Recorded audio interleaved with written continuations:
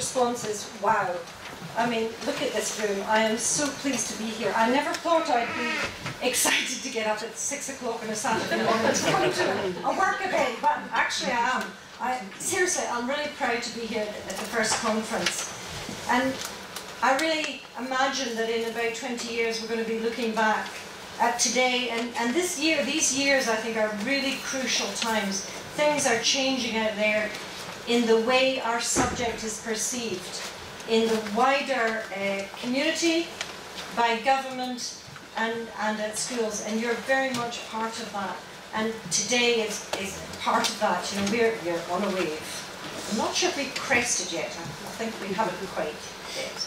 And what I want to talk about, to kick off proceedings today, is this concept of computational thinking, a phrase I think you're going to be hearing quite a lot about today, and something I hope that you already know a lot about, and in fact you do. But just to reinforce everything, I want to go over what's computational thinking. I also want to talk a little bit about the background of what's happening out there in the field. As I said, I think we're part of a revolution actually that's going on about the perception of how computing science is seen. I have two jobs, but I hope I do not speak with forked tongue. I do sometimes have to be clear that sometimes I'm a professor of computer science and I'm telling you what I believe in and what I know from evidence as an academic in my field. I'm also work for government. In fact, more than 50% of my time I actually work for government. I'm here today also representing Scottish Government as the Chief Scientific Advisor. But I like to think the two dovetail really rather nicely. So, let's see technology. I don't see where the doofer is. We won't try the doofer. Right, what is computational thinking? So, I think it's about thinking precisely and unambiguously about data and computation. And it's about separating the concerns therein and being very precise about them. A really important concept is separating what a system does from how it does it. You may have noticed on my first slide I had a wee asterisk because I think the official title was Computational Thinking in the Digital Age. Well, I always maintain computational thinking isn't just about the digital age, it's for any age. It's about thinking precisely and carefully. So it's about any system, what it does and how it does it. And very key to that is abstraction. So when you're trying to solve a problem, you've got to think about what are the right abstractions. What do I leave in? What can I leave out? I often say to a non-computer scientist, and they're trying to understand what an abstraction is, I say, well, think about the London Underground map. What we're trying to do is abstract the key idea of which stations are connected to each other. And then a representation is that beautiful little graphic that we put up. Another example is, you know I need some kind of animal with 4 legs and a wet nose. We might call that a dog. What I don't need to consider, well, I didn't say it needed a tail, it's maybe not important to my description of it.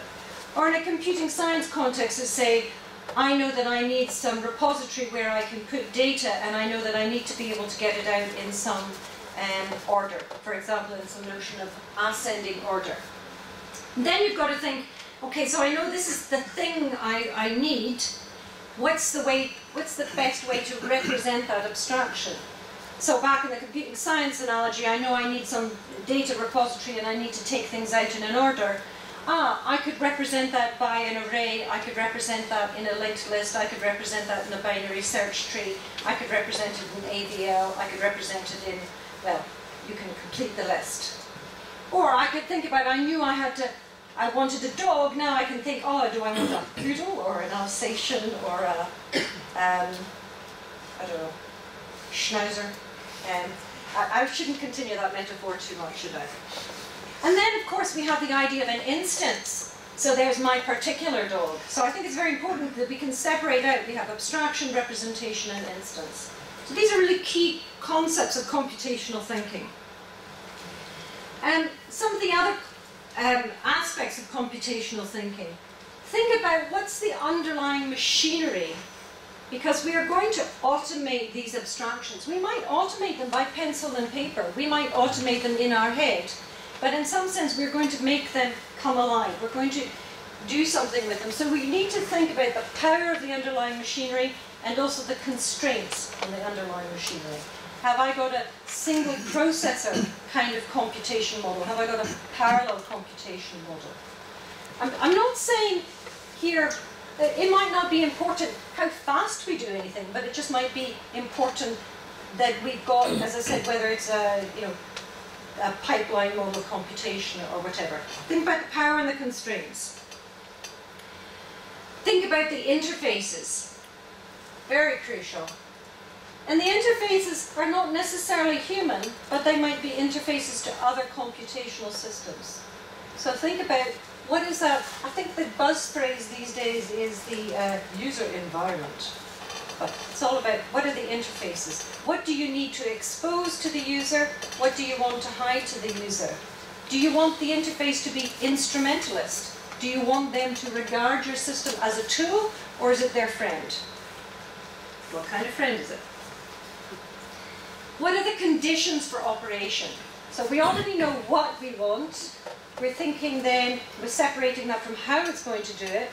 But then you've got to think about the broader context.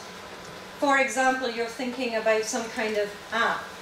You might want to then consider, am I assuming mobile access? What kind of broadband constraints have I got in this? Am I going to be operating this underwater, in the desert? What are the physical circumstances? What is the whole context in which it works? Where are you going to take that dog for a walk? It might influence the breed, the representation you take. Are they going to be living, in the desert, or are you going to be taking them for walks, on Arthur's Seat? Do you know some similar systems or components out there for which there are solutions that you can use? So maybe a good approach is to actually look at familiar things and use the same techniques and representations and abstractions that have been worked out before. Do you need recursion, or do you need parallelism? Do you understand the difference? Does it matter whether you use recursion or parallelism? Maybe randomization is appropriate, or approximation is appropriate, because although what you're trying to solve is computable, it's not tractable. No, you're not going to get an answer in your lifetime, so maybe actually an approximation would be absolutely appropriate and would be the best way to solve this problem. So again, this is like a sort of, a bag of tools. So we think, I could do randomization, I could do approximation. Which leads me on to the next thing, is maybe I need a heuristic. Because actually, maybe I can't easily come up with an algorithm to solve what I want to do, but I know some heuristics that will help me. So these are just experience-based techniques, rules of thumb. For example, I can't do an exhaustive search because of tractability, but I could use a heuristic, which is going to find, the best solution 90% of the time, something like that. But again, the point is that you make a conscious decision to say, I'm going to do this by a heuristic, and then you're very clear about it. I think this is part of the message maybe Quentin's going to talk about, which is about talking about the way in which you solve the problem.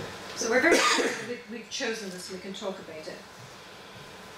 Maybe, in fact, we can reformulate our problem completely or reduce it to a known solution. So it's kind of tied into this idea that we know that there are solutions to similar problems. Do I want to use them, or do I actually want to reduce my problem to a known problem and then just fall into the solution I've got there? These, I think, are fairly standard in the literature concepts of what is computational thinking. I think every computer scientist has a slight variant on this. I add another one. I hope that's what's coming up. Oh, no, sorry. This is still the standard one, which is, when should you trade space for time?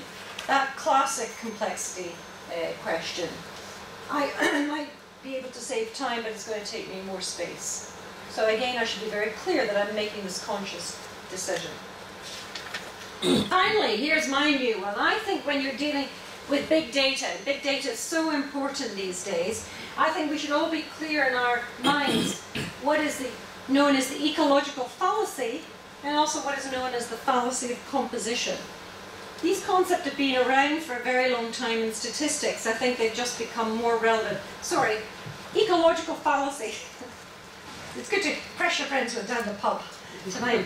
What it basically means is designing a service or a policy or a product or a strategy based on aggregate behaviour.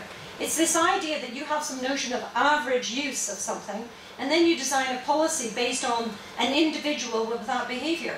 Well, most of the time there is no such average user. And any company worth their salt, I bet Amazon knows about the ecological fallacy. They do not design products for the aggregate user. They then know how to tailor to the individuals whose behaviour collectively have made the aggregate. But it's something that I often I've tried to raise awareness within government. You don't base a policy based on an ecological fallacy, because we have this aggregate behaviour. It may mean that there's actually no particular individual who takes that combination of bus and train, so don't design the service based upon that. The fallacy of composition is almost the opposite, which says you look at some individual's behaviour and then you extrapolate, you generalise from that to the aggregate behaviour, and then again you make judgments on that. So it's basically about going from the general to the specific and the specific to the general. And I think as we increasingly deal with very large data sets and reasoning about them, these have become, for me, they've become now part of my computational thinking way of being. Okay, I said before, I'm not just interested in sort of the digital age, and I think computational thinking isn't just about computers. It's not just for Christmas, it's for life.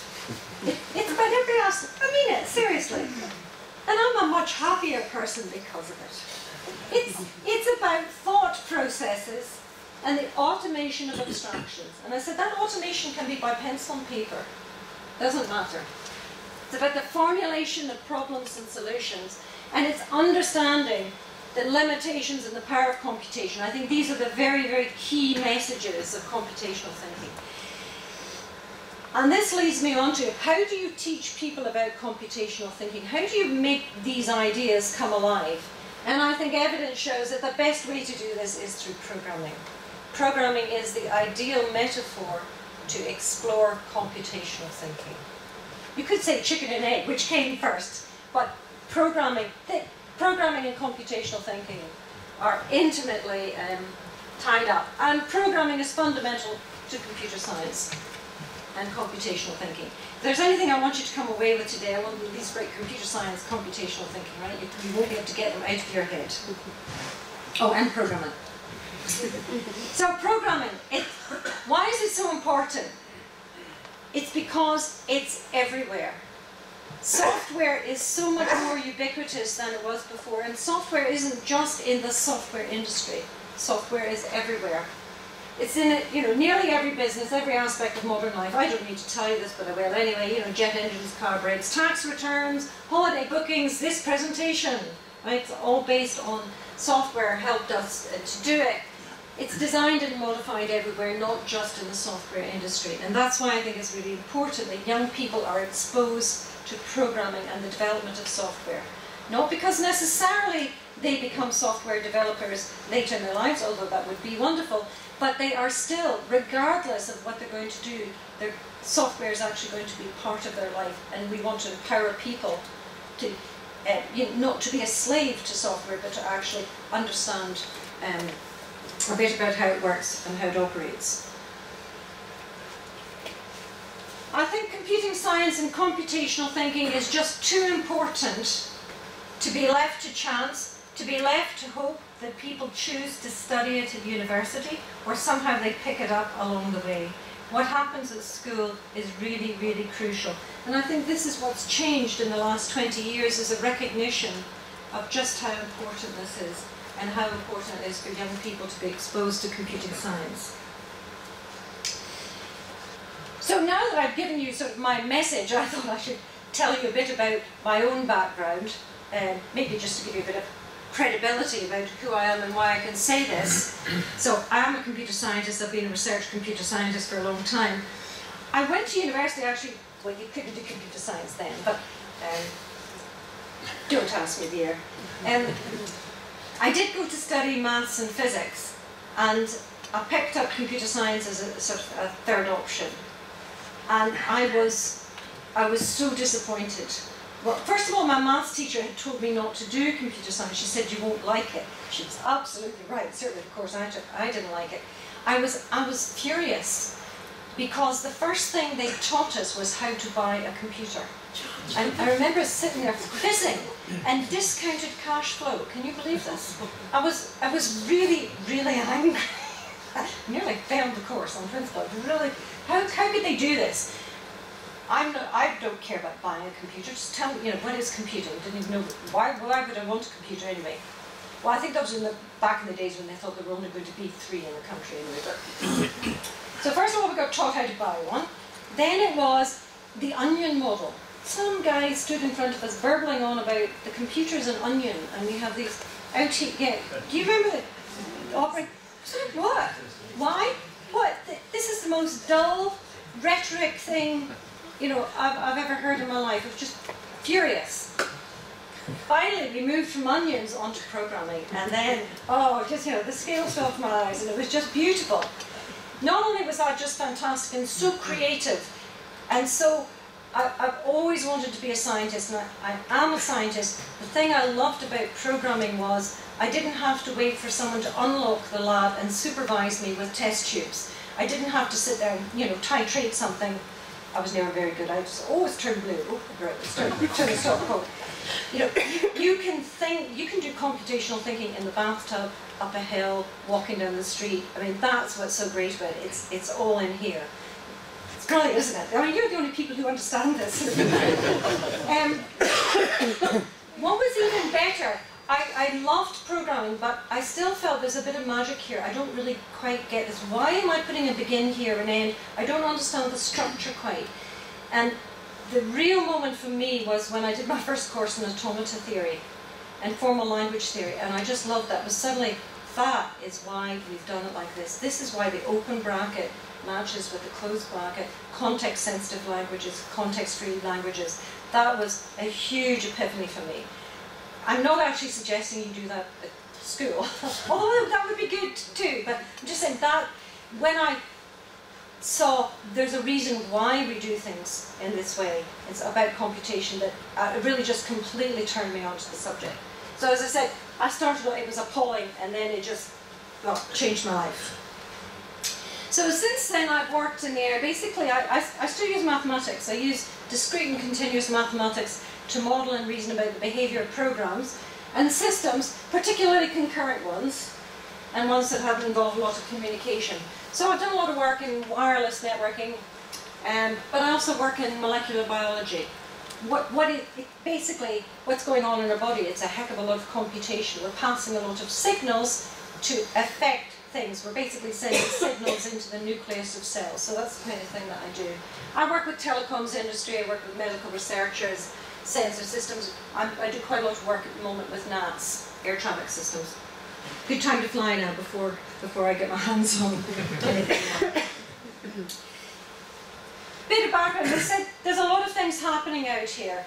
About 10 years ago, a body called UK Computing Research Committee was formed of basically the leading researchers in computer science got together and said we need a learned society for computer science research. And it's a subcommittee of the BCS and the IET, that's the engineering body and the computer science body. And I was chair of that for a few years. And in fact, one of the things I did as chair was I got to go see David Willits to tell him the truth about the value of computer science. And actually, he was pretty interested. I also got involved in helping form the Academy of Computing at BCS. This has really been an important body. there we go. So it's kind of, BCS has been reborn in terms of the academic side of it. It's always been very good for the industry side. I think the academic side and certainly the school side had fallen away very much. Now we have our sort of our own body within BCS, and they've been extremely supportive of the whole CAS movement. They've put a lot of resource and time. The director, Bill Mitchell, spends most of his life, in fact, making sure that computing at school happens. I was also involved in the producing the Royal Society report on computing at school. I hope you've heard of it. It was released last summer. Now, it is very English oriented. Well, okay, there's more people there, right? Simply, there is. But not only is the analysis relevant to Scotland, there are still a lot of statistics relevant to Scottish education in that report. It's just some of the language is in terms of the English education. And part of the reason is because they're actually in a worse state than we are here. But a lot of this is very, very valid, and I'll come back to that in a minute. One of the reasons this came about was when I was chair of UKCRC, we went to see Adrian Smith. I don't know, you heard of the Smith report that changed maths education. He's the Smith of the Smith report, and we went to see him and say, how did you make that happen?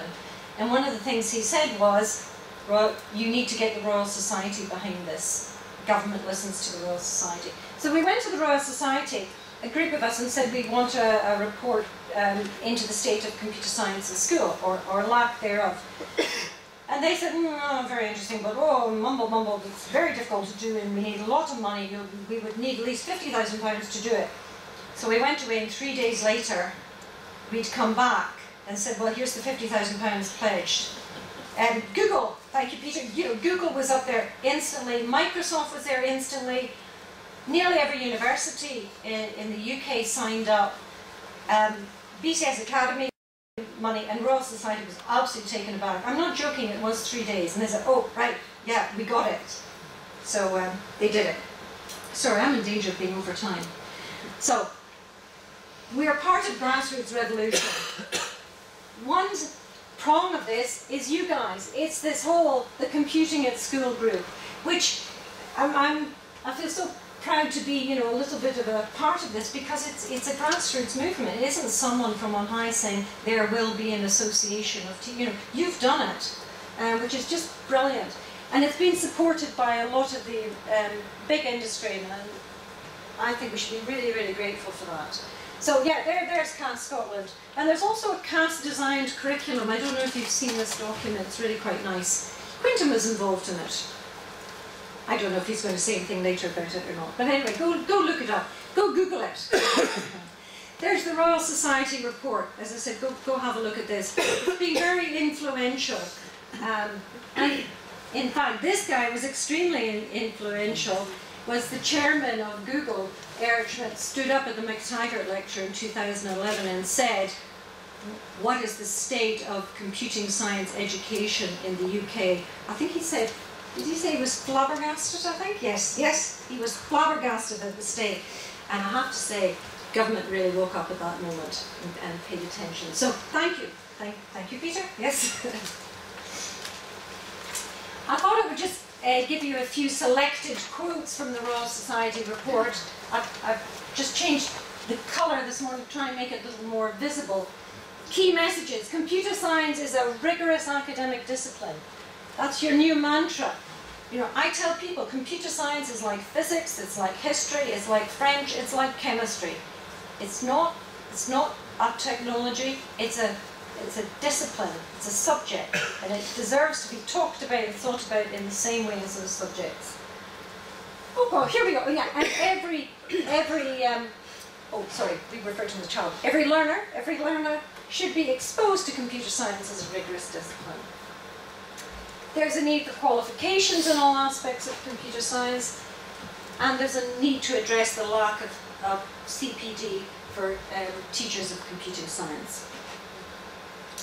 So, now I'm just quickly, putting on my other hat as Chief Scientific Advisor for Scotland, we're in a really good position here. Curriculum for Excellence is a huge opportunity. Unlike in England, where they really have to go back and try and redevelop the whole curriculum, we're already in a good place. And Curriculum for Excellence separates computer science from ICT. So I thought I'd just mention two relevant activities at the moment. First of all, there is a working group looking at the curriculum of computer science, and it's specifically focusing at the moment on what are the CPD needs for computer science teachers. And there's a proposal for action on the table right now. And this is a lovely coalition of just about everybody. The BCS Academy of Computing, Computing at School of Scotland, so Kate's on that, Jeremy's on that body, Education Scotland's there, Scottish Government's there, and the SQA is there. And we all sit around a table and talk about how can we make things better. Another activity is the exemplification material for Curriculum for Excellence in Computing Science. And that originally was started off by the Royal Society of Edinburgh and the BCS Academy of Computing, and then Education Scotland joined in and started supporting it. I should also say industry also backed it with real money, and so did the universities. And what it's involved is the production of some beautiful materials by Jeremy Scott, who's in the audience, and he's giving a session later this morning. And I pity whoever is running the parallel session, because I'm sorry, I'm going to say, go to Jeremy's, you've really got to see this stuff. It's absolutely lovely. He's developed material, the phase 1 with developing materials at levels 3 and 4, that's already out there. The second phase is just, he's working on that now, so the secondment's continuing. So it's about introductions to computer science, mobile app development, and programming in Scratch. If you haven't seen them, as I said, I hope you see them today. Some of the materials already released to the website, he can tell you. There's going to be a formal launch with the Minister and myself in early December at the Royal Society of Edinburgh. So, beautiful stuff. So, my last slide, you'll be pleased to know. I want to leave you with my message, which is computational thinking is about problem solving and thinking. Computer science is a rigorous science and engineering discipline, right? It's both science and engineering. That's great. Actually, it's some mathematics too. Brilliant. I don't care. You notice I slip between saying computer science and computing science. They're interchangeable to me. Programming is at the heart of computing science. And programming is about thinking and about engineering. And why is it important? Because it allows us to understand, design and change software, which is everywhere. And it's only going to get more ubiquitous.